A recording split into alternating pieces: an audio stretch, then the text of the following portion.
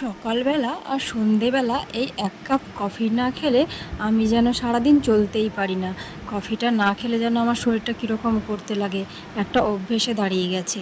আর অভ্যেসে দাঁড়াবেই না বা কেন, কারণ হচ্ছে বরমশাই রাত্রি 12:30 একটার সময় আসে, তাকে খেতে টেতে দিয়ে ঘুমোতে যায় কত দেরিতে।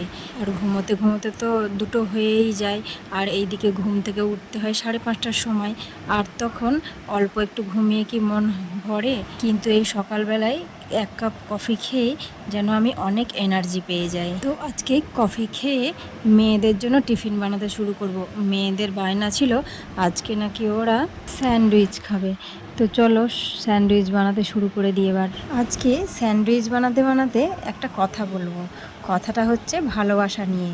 আচ্ছা বন্ধুরা, তোমরা কি ভালোবাসা আর ভালো লাগা কি সেটা জানো?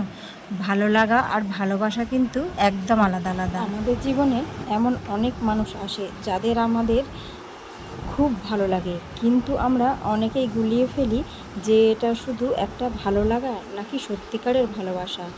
আজ খুব সহজেই বলে ফেলবো যে এই দুটোর পার্থক্য। তো প্রথমে বলি ভালো লাগা। ভালো লাগা হলো আপনি একটা বাগানে সুন্দর ফুল দেখলেন এবং আপনার সেটা খুব ভালো লাগলো। আপনি কি করলেন? ফুলটা ছিঁড়ে নিজের কাছে রেখে নিলেন। এটাই হচ্ছে ভালো লাগা, যেখানে পাওয়ার একটা তাগিদে থাকে। আর ভালোবাসা, ভালোবাসা হলো ধরুন আপনি ফুলটাকে দেখে মুগ্ধ হলেন, কিন্তু সেটা ছিঁড়লেন না, বরং প্রতিদিন গাছটায় জল দেবেন যাতে ফুলটা আরও সুন্দরভাবে ফোটে। অর্থাৎ ভালোবাসা মানে কোনো কিছুকে আগলে রাখা এবং তার যত্ন নেওয়া, তাকে পাওয়ার জন্য জোর করা নয়। ভালো লাগা এটা সাধারণত কোনো একটা নির্দিষ্ট কারণের উপর নির্ভর করে, যেমন কারো সুন্দর চেহারা, মিষ্টি গলার আওয়াজ বা তার স্টাইল দেখে ভালো লেগে যেতে পারে। আর ভালোবাসা এটা কোনো কারণ ছাড়াই হতে পারে, যেখানে মানুষের দোষ ত্রুটিগুলো জানার পরেও তাকে একইভাবে পছন্দ করা যায়। ভালোবাসা কোনো শর্ত মানে না। তাহলে সহজ কথায় ভালো লাগা হলো একটা মোহ বা আকর্ষণ যা সময়ের সাথে বদলে যেতে পারে। আর ভালো লাগা হলো একটা দায়িত্ব এবং আত্মিক টান যা সব পরিস্থিতিতেই পাশে থাকতে শেখায়। আপনার জীবনে এখন যেটা চলছে সেটা ভালো লাগা না ভালোবাসা? কমেন্ট করে অবশ্যই জানাবেন। তো চলো, কথা বলতে বলতে অনেক কাজ করে ফেললাম। আর এই দেখো, এই দিকে আজকে আমি ঝাল পোলাওয়ের জন্য আলু আর পটল কেটে রেখেছি। এর মধ্যে আরও অনেক কিছুই দেওয়া যায়, সব রকমের সবজি, কিন্তু বাড়িতে যা ছিল আমি তাই বানিয়ে রেখে দিয়েছিলাম। আর ঝাল পোলাওটা বানানোর আগে দেখেছিলে তো, চাল ধুয়ে আমি তার মধ্যে সব রকমের মশলা দিয়ে লবণ দিয়ে মাখিয়ে রেখে দিয়েছিলাম। আমার শাশুড়ি মায়ের শরীরটা ভালো নেই, মানে পেটের প্রবলেম, লিভারের প্রবলেম, যার জন্য সব কিছু খাওয়া দাওয়া বারণ।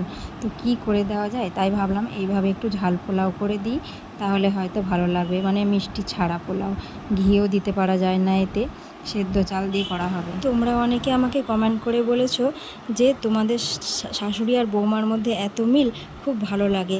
আর শাশুড়ি বৌমাতে মিল থাকলে সেই সংসার খুব সুখের হয়। সত্যিই আমাদের সংসার খুব সুখের। শাশুড়ি মা আমাকে খুব ভালোবাসে। আর জানো, শাশুড়ি মা আমাকে বলেছে যে পরের জন্ম বলে যদি কিছু থাকে, তাহলে পরের জন্ম যদি হয় আমার, তাহলে আমি তোমাকে বৌমা হিসেবে নয়, মেয়ে হিসেবে পেতে চাই। এটা আমার সবথেকে বড় পাওনা। আমার শাশুড়ি মা যখন চলাফেরা করতে পারতেন, যখন তখন একটু বাইরে বেরিয়ে আমার জন্য সব কিছু কিনে নিয়ে আসতো। হয় কখনো কোনো কিছু খাওয়ার জিনিস, আবার সন্ধেবেলায় আমি তেমন বাইরে বেরোতাম না, যার জন্য কোনো দিন ফুচকা নিয়ে চলে আসতো। আমার শ্বশুরমশাই যখন বাইরে বেরোতেন, তখন সেও হয়তো চপ, না তো কোনো দিন সিঙ্গাড়া, না তো কোনো দিন অমৃতি, এইগুলো নিয়ে আসতো। আর এখন তো আমার শ্বশুরমশাই নেই, মারা গেছে। আর আমার শাশুড়ি মায়েরও লিভারের প্রবলেম, শরীরটাও তেমন ভালো না, হিমোগ্লোবিন কম, বাইরে বেরোতে পারে না, তার জন্য আনতে পারে না। আর তাছাড়া আমিও বাইরে যাই, কিন্তু আমি নিয়ে আসি না, কারণ শাশুড়ি মায়ের লিভারের প্রবলেম হয়েছে, তাই ডাক্তারে বলেছে সবাইকেই তেল মশলা কম খেতে, কারণ বাচ্চাগুলোরও তো হয়তো হয়ে যেতে পারে। আর সত্যি বলতে আমাদের বাড়িতে প্রচুর তেল মশলা খাওয়া হতো আগে, তেলে ভাজা। এখন ভয়ে আমি সেগুলো একদম কম করে দিয়েছি। আর কথা বলতে বলতে আমার ঝাল পোলাও রেডি। আর একটু গরম মশলা দিয়ে শাশুড়ি মায়ের জন্য তুলে রেখে দেব, তারপরে আমাদেরটার জন্য একটু ঘি দিয়ে দেব। চলো আজকে